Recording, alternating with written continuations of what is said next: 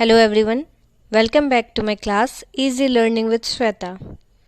तो पिछले क्लास में हमने किया था एनसीईआरटी क्लास 9 साइंस के फर्स्ट चैप्टर मैटर के कुछ उनके कैरेक्टरिस्टिक और फिजिकल नेचर्स के बारे में जाना था।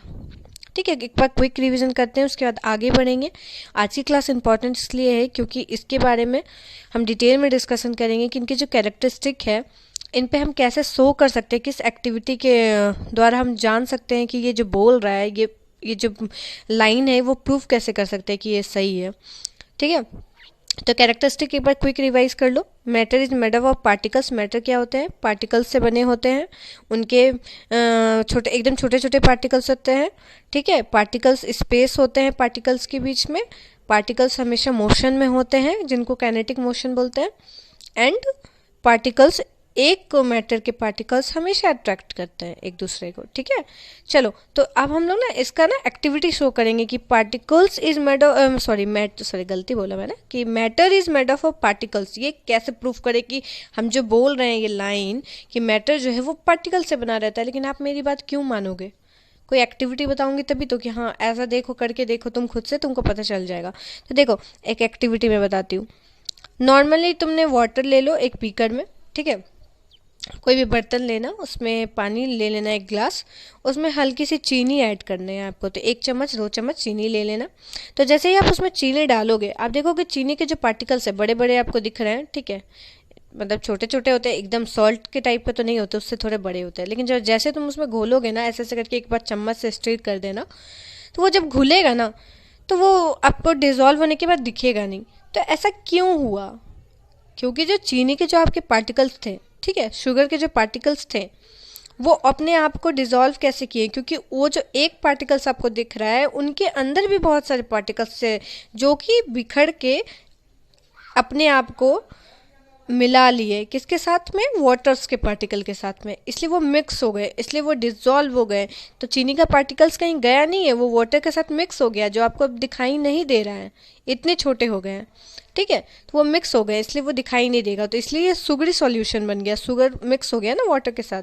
ठीक है, तो ये सॉल्यूशन तो सुगरी बन गया, मीठा वाला। तो यहाँ पे वही हुआ कि मैटर में पार्टिकल्स होते हैं, इसी ये पता चलता है। ठीक है, आगे बढ़ते हैं। दूसरा हम लोग का पॉइंट था कि मैटर्स के पार्टिकल बहुत छोटे होते हैं। तो ये हम कैसे प्रूफ कर सकते हैं बहुत छोटे हो सकते हैं? देखो, पोटाशियम पॉमग्रेनेट का 2-3 क्रिस्टल ले लो, मतलब वही जैसे चीनी का जो होता है ना क्रिस्टल, ऐसे करके वो 2-3 ले लेना है। 100 ml ऑफ वाटर में डालना है। ठीक है, उसके बाद इस उसको मिक्स जब हो जाता है वो उसका 10 ml ले लो। एंड फिर 100 ml ऑफ वाटर में मिक्स करो। फिर ऐसा ना रिपीट करते जाओ, मतलब कि एक बार आपने डाला, वाटर में मिक्स किया, उस सॉल्यूशन का 10 ml उठा के फिर वाटर में डाला, फिर उस सॉल्यूशन का 10 ml डाल के फिर उसमें डाला। तो ये दिख रहा है कि आपका जो ये कलर जो हो रहा है, मान लो ये पिंक कलर का हो रहा है। ठीक है, तो हम पिंक कलर का जैसे ही हो गया वो डालने के बाद, तो आप देख रहे हो लास्ट तक जाते जाते हर वेजल में लाइट पिंक होते जा रहा है। पिंक का जो कलर है वो धीरे धीरे लाइट हो जाता है। ऐसे क्यों हो रहा है? क्योंकि आपने पहले बार जो डाला है उसमें तो 10 ml डाला होगा मान लो, तो वो मिक्स हुआ तो उस कलर का है। लेकिन फिर उस सॉल्यूशन का आपने 10 ml लिया है, मतलब उसका कुछ पार्ट लिया है, बस 1-2 चम्मच लिया है, उसको डाला दूसरे में तो हल्का कलर आया।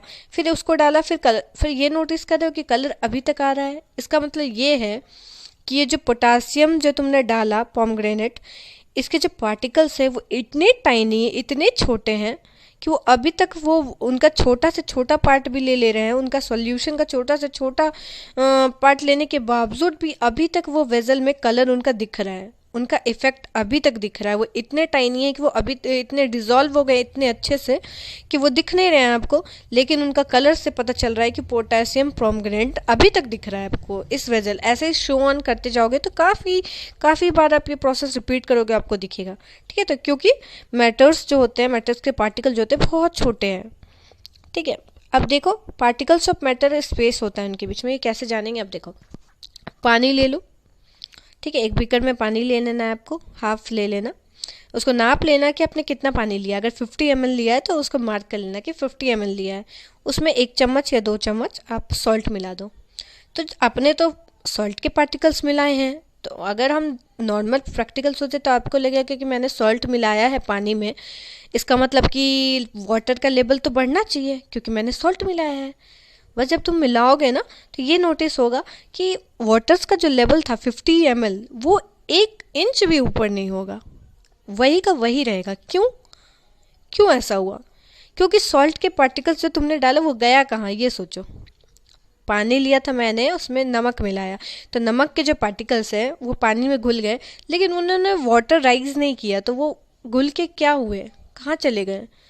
तो ये ऐसा हुआ कि आपने जो मिलाया है तो वाटर्स के पार्टिकल के बीच में स्पेस था जिनमें जाके सॉल्ट के पार्टिकल मिक्स हो गए हैं, उस स्पेस में चले गए हैं। ठीक है, ठीक है। वाटर के जो पार्टिकल्स हैं उनके बीच में स्पेस होता है, यही तो हम लोग पढ़ रहे हैं ना, स्पेस होता है, कोई भी मैटर पार्टिकल्स में स्पेस होता है, तो वो स्पेस में जाके सॉल्ट के पार्टिकल डिजॉल्व हो गए हैं, इसलिए वाटर का लेवल एकदम नहीं बढ़ेगा। वो अलग से थोड़े आप डाल रहे हो जो बढ़ जाएगा। ऑयल डालोगे तो देखना ऊपर ऊपर छप छप, मतलब वो तो एक तो मिक्स नहीं होगा, डिजॉल्व नहीं होगा, ऊपर से लेवल भी बढ़ेगा। 2 चम्मच ऑयल डाल के देख लो, लेवल बढ़ेगा।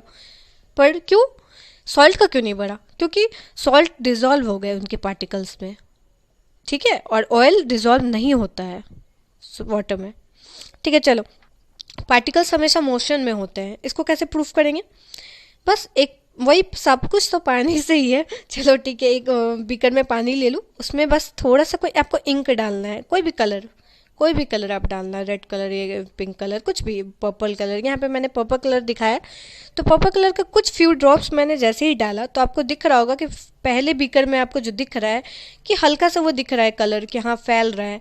दूसरे बीकर में देखो वो कुछ ज़्यादा दूर तक फैला है, और तीसरे बीकर में देखो वो थोड़े टाइम बाद पूरे बीकर में फैल गया, अपने कलर को पूरा फैला लिया है। इससे आपको क्या पता चल रहा है कि ये मोशन में है। उसके जो पार्टिकल थे, इंक के जो पार्टिकल है वो मोशन में है, तभी तो इधर उधर जाके हर जगह मिक्स हो गए हैं वाटर के साथ। काइनेटिक मोशन, वो मोशन में है तभी तो इधर उधर जाके मिक्स हो रहे हैं ना। अगर मोशन में नहीं होते तो जहाँ मैंने ड्रॉप डाला वहाँ से उनको हिलना नहीं चाहिए था, वहीं का वहीं रहना चाहिए था, बट ये गए ना, मिक्स हुए हैं ना। ठीक है, तो यही था एक्टिविटी। ये समझ में आएगी, आई होप आप लोग को समझ में आ रहा होगा। ठीक है, पांचों जो कैरेक्टरिस्टिक है हम लोग उसको एक्टिविटी के रूप में जान रहे हैं, प्रूफ कर रहे हैं कि ये ऐसा क्यों बोला गया है, ये सही है या गलत है। अब last point, particles of matter attract each other. ये last, particles of matter attract each other, जो एक मैटर के जो पार्टिकल्स है एक दूसरे को अट्रैक्ट करते हैं, एक दूसरे से टाइटली क्लोज होते हैं। ये कैसे आप जान सकते हो? तो आप 3 चीज़ लेना, एक चौक लेना, एक नेल लेना, ठीक है, लोहे की आती है ना नेल, वो जो आप दीवार पे ठोकते हो वो वाला, वो ले लेना, और एक रबड़ बैंड लेना। ये तीनों को आप तोड़ देना, एकदम तोड़ देना, ठीक है, छोटे छोटे पीसेस में। तो आप देखोगे आपको सबसे ज़्यादा ईजी क्या तोड़ने में हुआ? चौक बहुत ईजिली टूटेगा, रबड़ बैंड उसके बाद टूटेगा, लेकिन जब आयरन नेल को आप तोड़ोगे उसमें बहुत टाइम लगेगा, बहुत फोर्स लगेगा। इससे ये पता चला कि आयरन नेल में जो पार्टिकल्स हैं बहुत ही टाइटली क्लोज हैं, एक दूसरे से अट्रैक्टेड हैं, क्लोज हैं, बहुत ही सामने सामने हैं। जैसे कि आप यहाँ देख सक रहे होंगे, मैंने 3 डायग्राम में दिखाया है कि पहले वाले में जो पार्टिकल्स दिख रहे हैं आपको वो बहुत ही सामने सामने हैं, तो यही समझ लो ये आयरन नेल के पार्टिकल है। सेकंड वाला आपको थोड़ा दूर दूर जो दिख रहा है वो रबर बैंड के पार्टिकल्स समझ लेना, और चौक के पार्टिकल्स वो लार्ज जो बहुत दूर दूर में है, क्योंकि वो ईजिली ब्रेकेबल है। इसका मतलब ये हुआ कि पार्टिकल्स जो हैं मैटर के वो अट्रैक्ट करते हैं इच अदर को, ठीक है, वो टाइटली क्लोज रहते हैं। अब वो कितने टाइटली क्लोज है वो आपको दिख रहा होगा। जो ज़्यादा क्लोज रहेंगे, जो ज़्यादा फोर्सली बंधे होंगे, मतलब टाइटली एक दूसरे से, उनको ब्रेक करने में थोड़ी फोर्स लगती है, और जैसे जैसे वो इजिली ब्रेक हो रहे हैं, इनका मतलब उनके पार्टिकल्स के बीच में काफ़ी गैप है, वो जो पार्टिकल्स है वो काफ़ी दूर दूर है। ठीक है, जैसे कि सॉलिड में पार्टिकल्स बहुत ही नज़दीकली क्लोज्ड होते हैं, लिक्विड में उनसे थोड़े दूर दूर में होते हैं। वाटर पहले क्लास में मैंने बताया ही था। और उसके बाद गैसियस फॉर्म में एयर को देख लो, उनके पार्टिकल्स बहुत ही दूर दूर होते हैं, इसलिए इजिली हम लोग अपना हाथ वाथ ऐसे करके मूव कर लेते हैं एयर में। ठीक है, फोर्स नहीं लगता उसको, रेसिस्टेंस उतना फील नहीं होता है। ठीक है, तो चलो आज यही था कि कैरेक्टरिस्टिक और जो प्रॉपर्टीज़ थे मैटर के, उस पर मैंने सारे एक्टिविटी से शो करके आपको बता दिया है, अच्छे से समझा दिया है। नेक्स्ट क्लास में इसके आगे करेंगे। ठीक है, तब तक के लिए रिवाइज करना है इसे और ज़्यादा से ज़्यादा इसे शेयर करना फ्रेंड्स के साथ। पसंद आता है तो इसे लाइक ज़रूर करना, सब्सक्राइब माय चैनल, ठीक है। और टेलीग्राम ग्रुप अगर अभी तक आपने ज्वाइन नहीं किया है मेरा, तो प्लीज़ उस पर ज्वाइन कर लो। और अगर कोई भी डाउट होता है तो आप वहाँ पे मुझसे पूछ सकते हो कि मैम ये डाउट है, वो डाउट है। तो आप मैथ्स और साइंस के कोई भी डाउट्स आप पूछ सकते हो मेरे से, ठीक है। चलो नेक्स्ट क्लास में मिलते हैं। आई होप आप लोग को वीडियोज़ पसंद आई होंगी। Thank you for watching, bye.